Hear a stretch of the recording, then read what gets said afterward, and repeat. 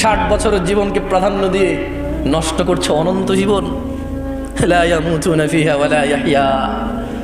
শোনো, জান্নাতে গেলেই মানুষ মরবে না এমনটা নয়, জাহান্নামেও মানুষ মরবে না। তুমি বুঝতে পারছো না এই পৃথিবী তোমার জন্য কত সুবর্ণ সুযোগ, এটা কত বড় অপরচুনিটি। তোমাকে যেটা বলছিলাম, সতর্ক হও বেতিবার মানুষ। রব বলছে লা তুলহিকুম আমওয়ালুকুম ওয়ালা আওলাদুকুম আন যিকরিল্লাহ। মানুষ, তোমরা যারা ঈমান এনেছো, যারা রবকে সাক্ষ্য দিয়েছো, তোমাদের রব তোমাদেরকে সতর্ক করছে, লা তুলহিকুম আমওয়ালুকুম ওয়ালা আওলাদুকুম আন যিকরিল্লাহ। তোমরা তোমাদের ছেলে সন্তান সন্ততি ধন সম্পদের মোহে পড়ে রবের স্মরণকে ভুলে যেও না। আচ্ছা, রব তোমাকে নিষেধ করেছে সন্তান সন্ততি আর অর্থ সম্পদের মোহে পড়ে, লোভে পড়ে, লালসায় পড়ে রবকে না ভুলতে।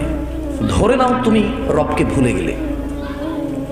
তোমার রবকে ভুলা তোমার কোরআন না জানা, তোমার রবকে ভুলা তুমি তোমার রাসূলের হাদিসগুলোকে গুরুত্ব না দেওয়া, তোমার রবকে ভুলা তোমার মসজিদের অনুপস্থিতি, তোমার রবকে ভুলা তোমার পায়ের নিচে টাকনুর নিচে কাপড়টা বলে, তোমার রবকে ভুলা তোমার দাড়ি শেভ করাকে বলে, তোমার রবকে ভুলা তোমার উত্তেজনার উশৃঙ্খলতাকে বলে, তোমার রবকে ভুলা তোমার জাকাত ফাঁকি দেওয়াকে বলে, তোমার রবকে ভুলা তোমার ঘরের স্ত্রীর উপর নির্যাতনের জুলুমকে বলে, তোমার রবকে ভুলা তোমার বাবা মায়ের অবাধ্য হওয়াকে বলে, তোমার রবকে ভুলা মসজিদ ছাড়া অন্য ঘরকে আলোকিত করাকে বলে।